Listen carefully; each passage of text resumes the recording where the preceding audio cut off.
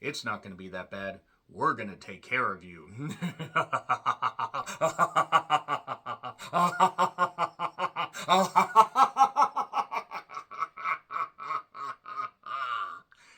So when can you start? Age was written and directed by Anubis Lopez, who did Those Who Call, and it stars Morgan Bus Maltese and Carla Kidd, as well as Dave McClain, not to be confused with the one that has something to do with WOW, Women of Wrestling. If you get it, you get it. And this centers around Veronica Gray, played by Miss Morgan, who takes a caregiver job to take care of Miss Bloom, played by Carla Kidd. And they're in an isolated area in the middle of nowhere, basically. And Charles has reached his wit's end. He wants to take care of his mother, but god damn it, he just can't do it alone. Veronica, I'll pay you well. Please, come out here. And even though there are immediate red flags, like the fact that once she gets to the house, the gardener's acting really goddamn weird and other strange shit's going on, like, oh, the fact that this house is inherently creepy and Miss Bloom is not the most welcoming dementia-ridden patient, and the fact strange shit's going on in the house, strange noises, this weird tension music that's populated all over, and the fact that there's no cell service, and there is a telephone that you can call from that basically was invented before Alexander Graham Bell invented the telephone. They're isolated, and oh my goddamn goodness, Veronica, even though every red flag is telling her, you probably shouldn't do this, she stays there. And even when she figures out more stuff that's going on, and everything is slapping her in the goddamn face to leave, she refuses to, because goddamn it, she apparently needs the money, or maybe she just feels that Miss Bloom needs help, or who knows. So, Anubis Lopez did the movie Those Who Call that I reviewed earlier this year.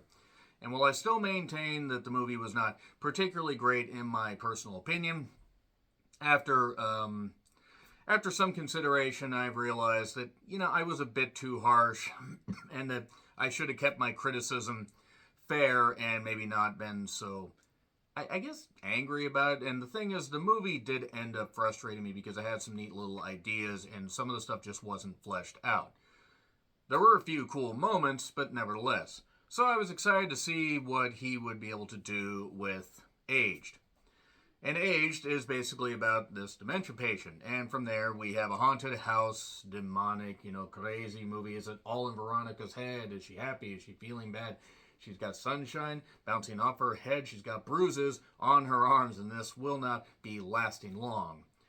I'm going to come up with various variations of that Gorillaz song. I'm just going to keep doing it for no goddamn reason.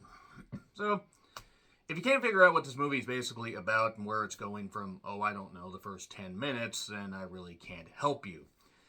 It is not the worst thing I've seen this year. It's not even in the top 10. It's not even the worst idea, though it has been done before, with a couple little twists on an old formula.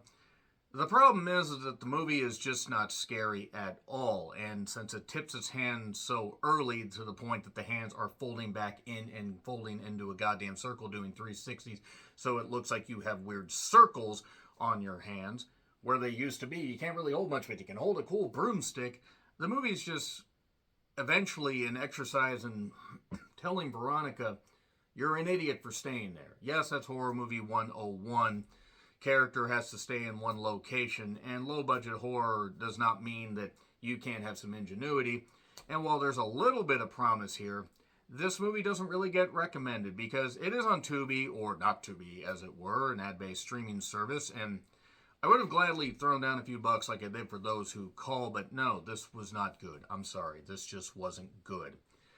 It was very obvious where it was going. Very, very goddamn obvious. And the stupidity of Veronica, I just couldn't get past. I'm sorry. This wasn't it. It was just so mind-numbingly lacking in anything original. You can see everything coming from a mile away, and while yes, there could be a certain haunting quality about it, it's not. I'm sorry, it's not good. It's not scary. It's not alarming. It's maybe, maybe there are a few moments that could have sort of worked, but unfortunately, just the pacing at some points was all over the place. It was over here. It was over here. And the central focus was just like, okay, Veronica's in this house and she can't be intelligent and realize all this bad stuff's happening to her and that things aren't what they seem, and you should have been able to figure that out from the first time you met Charles when he interviewed you for this job. Other than that, I really can't say anything else about this movie without getting into spoilers, so I'm going to do that. It is on Tubi if you want to check it out. There you go. That's all I really have to say there. It only centers around a few characters, so 3, 2, 1, spoilers. Okay, so you seen The Skeleton Key with Kate Hudson? Congratulations, you basically seen this. That's basically what it is. Except instead of the hoodoo that you do so well, this is about a house. A house that is haunted by the former Miss Bloom because her daughter, or granddaughter rather, contracted tuberculosis. And then the tuberculosis got the mother. And then the mother was like, oh my God, my daughter...